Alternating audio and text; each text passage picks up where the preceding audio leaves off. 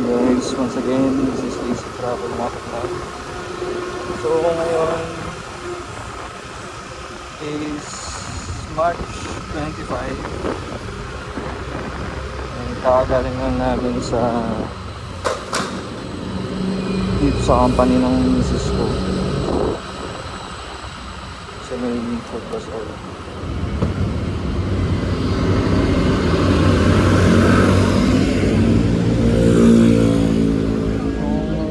Pag-uusapan natin is regarding sa motorcycle riding safety awareness. Hindi tayo mag-topic guys habang medyo maaga pa.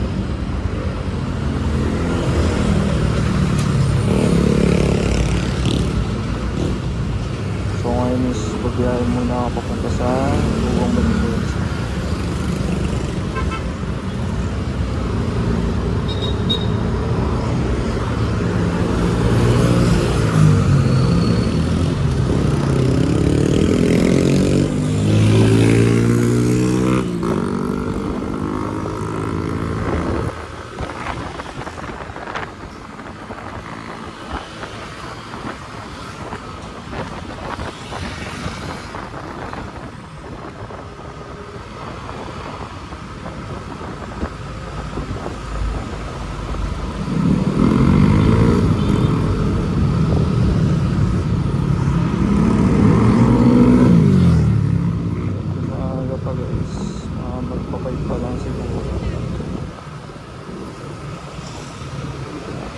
Tayo nag-vlog kasi nga medyo busy rin. Sana kamusta kayo guys, sana nasa mabuti kayo lahat. Ayun, traffic dito.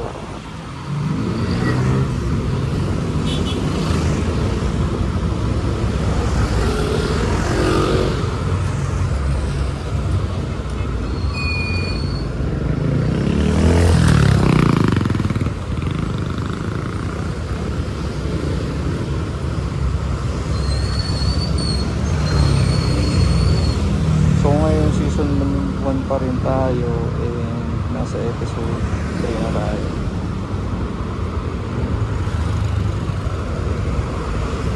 Ngayon yung gagayahin ng guys, ma-overtake pero may truck na kasunod.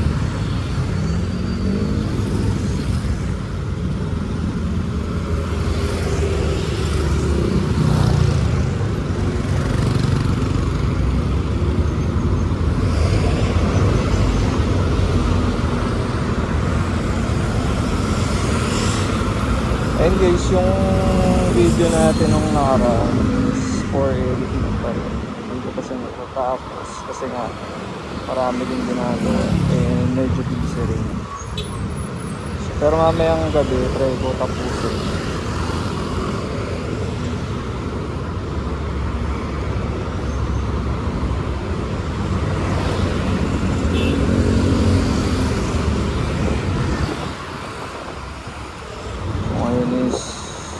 Sa biyahe tayo, traffic.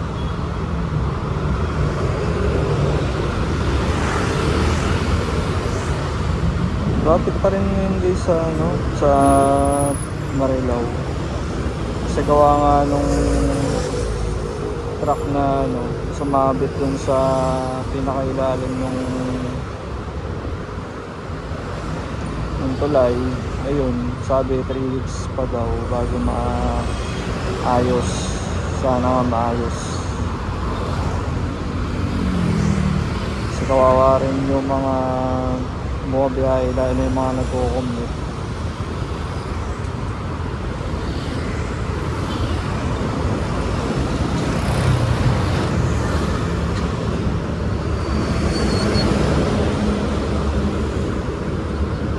So time check 5:13 PM.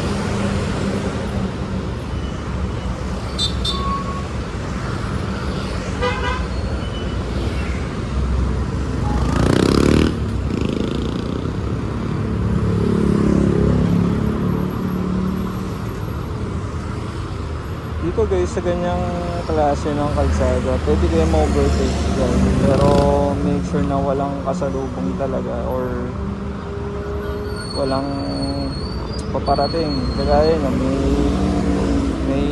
truck. Ayan, may crossband. So pag ganyan, wag na wag tayong overtake muna. Tandaan lang, pa-utay-utay lang.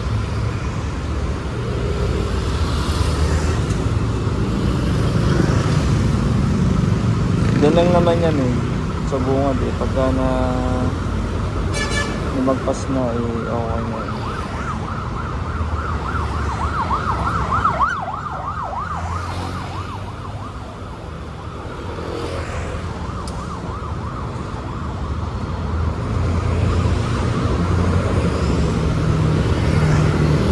Kapag nasa shoulder pala guys, huwag kayo over.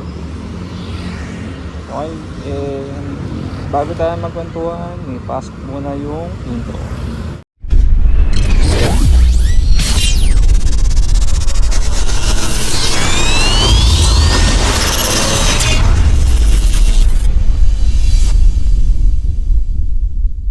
Let's go. So yun na nga guys, no? Dito pa rin tayo sa Paso de Blas.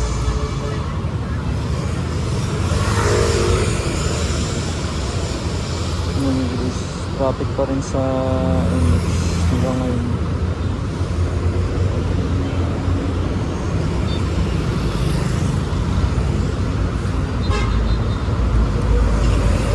Pasig lang tayo ako.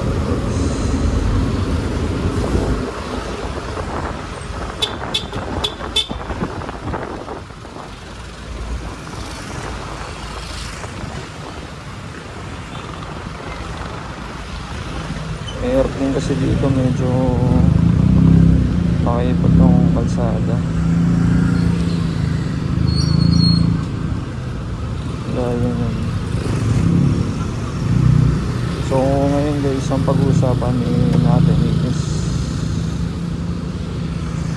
paano mag-ride ng pinaka-safest na paraan pagka mag-ride tayo sa kalsada or kahit anong ride, kahit mga long ride, mga ganyan. Siyempre unang-una dapat naka-kompleto riding gear tayo guys. Naka-helmet, naka-sapatos, naka-jacket. Ayan. Siyempre kailangan pag magre-ride tayo, kompleto tayo lagi ng tulog. Yung pinaka-importante talaga.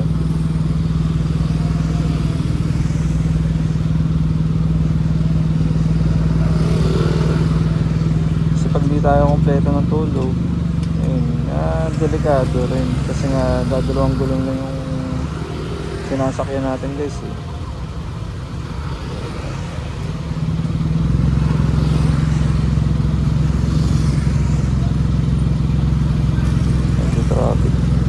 Mag-20 na lang kaya tayo.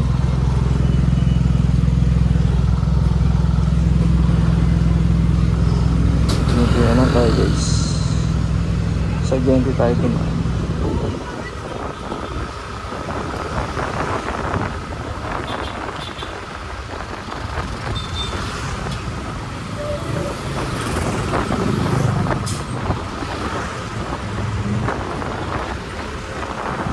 Kaya ko na lang tayo sa tulay.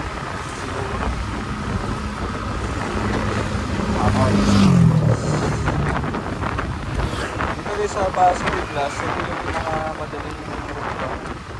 Kung gusto nyo papuntang itong tulay na to.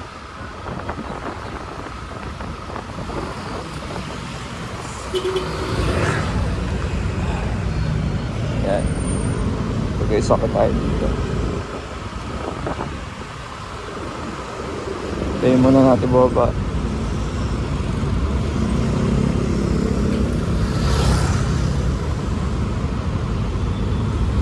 Dito guys, bigayan dito. Bawal yung sagapa sa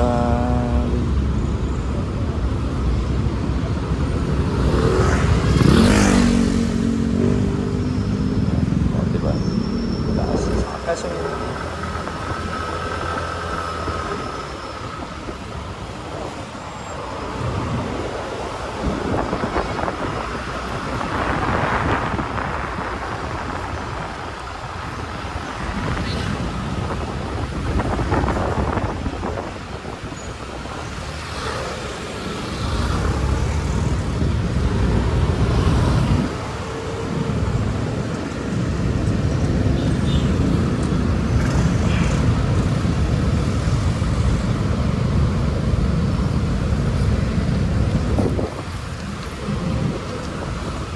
Tapos liko na tayo dito.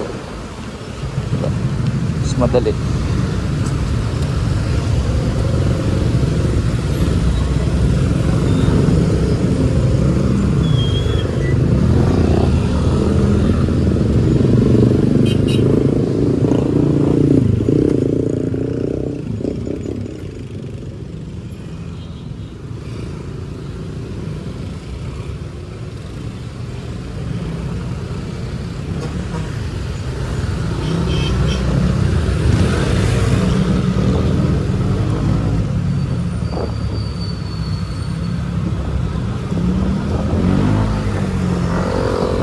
Ayun guys, dapat yung sa pinag-usapan natin kanina, dapat lagi tayong kumpleto ng riding brakes.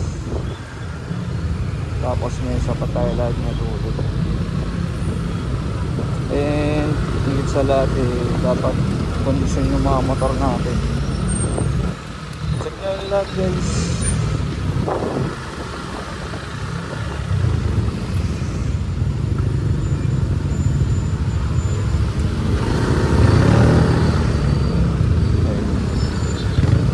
Bigay ko sa inyo guys yung list or listahan kung ano yung mga dapat yung check sa motor nyo kapag maglo-long ride kayo, para syempre iwas aberya, diba?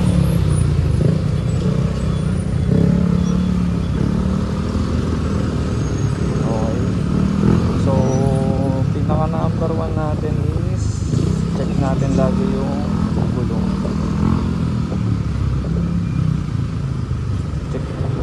Check natin lagi yung gulong natin guys. Yung pinakahangin ng gulong natin, kung ilang PSI harap likod. Ayan.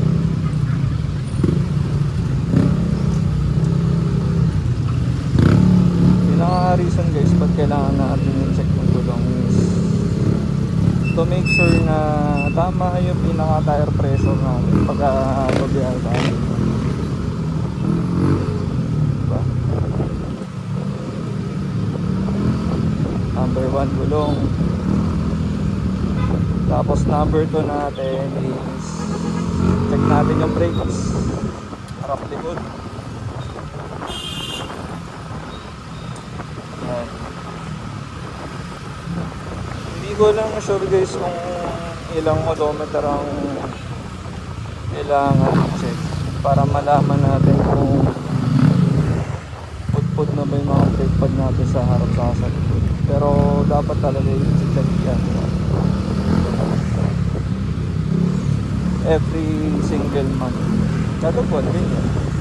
Kasi sa loob naman ng isang buwan, palagay na natin na ilang beses tayo bumabiyahe or ilang kilometers tayo bumabiyahe sa kada buwan.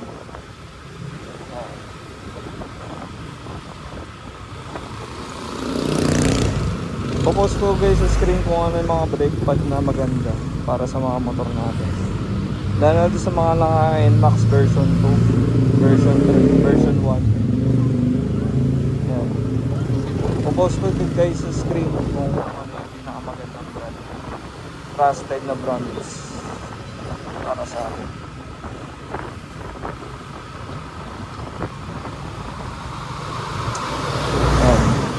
Tapos ang number 3 natin is check natin yung busina natin. Either stock yan, loud horn, always check. Lalo na pagka babiyahe tayo. Kasi minsan may mga busina na akala natin okay pa. Years na, ilang buwan na, hindi natin check. Lagi po natin i-check po busina. Kasi yun lang yung panlaban natin sa kalsada. Pangatlo, ay bago tayo mag number 3 guys, i-flash ko sa screen kung ano yung mga magagandang klase ng busina.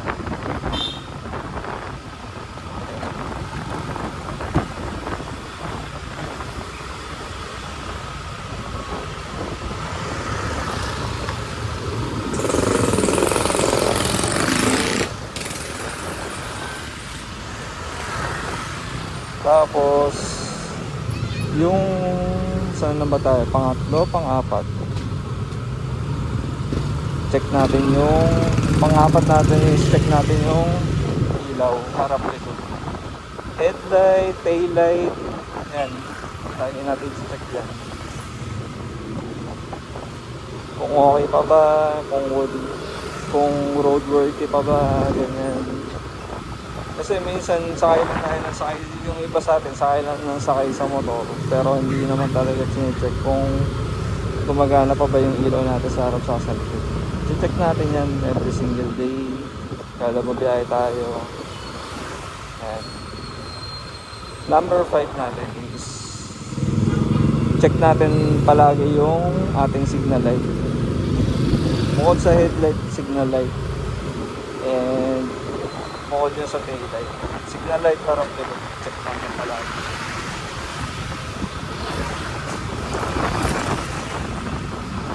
Number 6, check natin yung baterya ng ating mga motor. Dahil yun, may mga ano dyan, yung mga nakakilis. Yan. Check nyo yung battery ng remote nyo, check nyo yung battery ng motor nyo, kung okay pa ba siya, kung gumagana pa, kung kailangan ng palitan, bago tayo bumayari. Kasi who knows, diba? Mamaya bigla tayong abutin sa daan ng aberya. Pag naman sana, mahirap. Tapos wala pa tayong dalang tools, wala tayong dalang extra battery, wala tayong dalang pamalit, mga ganyan. Tapos wala pa tayong dalang mga extra accessories para dun sa papalitan natin.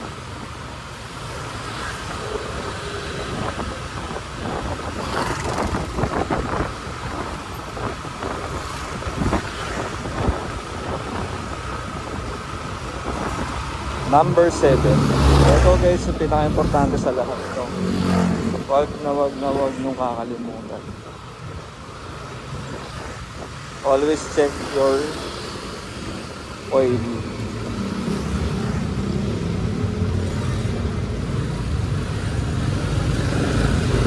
Kailangan meron tayong proper change oil kapag pumabiyahe tayo. Ang change oil guys, 1,000 kailangan makapagpalit ka ng langis. 1,000 pinaka-maximum na 1,500.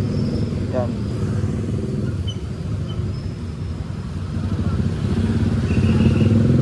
Kasi 'di ba napansin ko rin may mga nakalagay din sa manual na after 1,000 may 2,000 na yung pagpapalit, which is hindi talaga dapat kasi mali.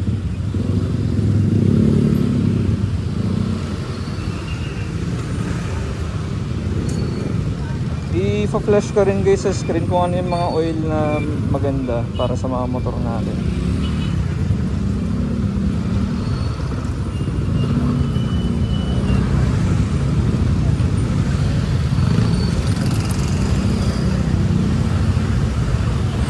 Ako kasi guys, ang gamit kong oil ever since simula nung nagkamotor kami nung asawa ko, first namin sa Mio, Motol talaga. Dati ang gamit ko Yamaha Loop kaso hindi ako kumpiyansa kasi nga mga ilang buwan pa lang maitim na, saka malabnaw. Check nyo yung mga viscosity nung malangis nyo. Dapat maganda yung pagkalapot nyo.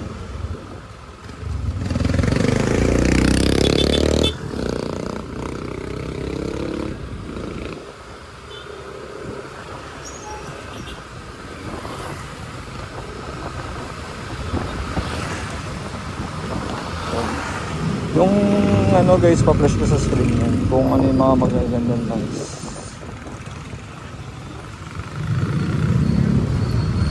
Tapos number 8 natin is yung spark plug. Yan, check rin natin yan palagi kasi dyan kumukuha ng kuryente yung baterya natin. from battery to spark plug, pagka nasira yan hindi yan magkakarga. So dapat always check yung ano natin.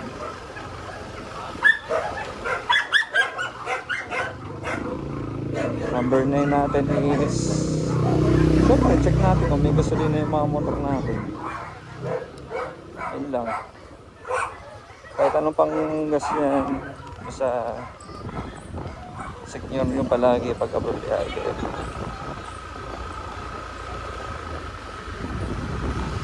And lastly, check natin kung kompleto yung mga dala natin, like kapote, jacket, yan.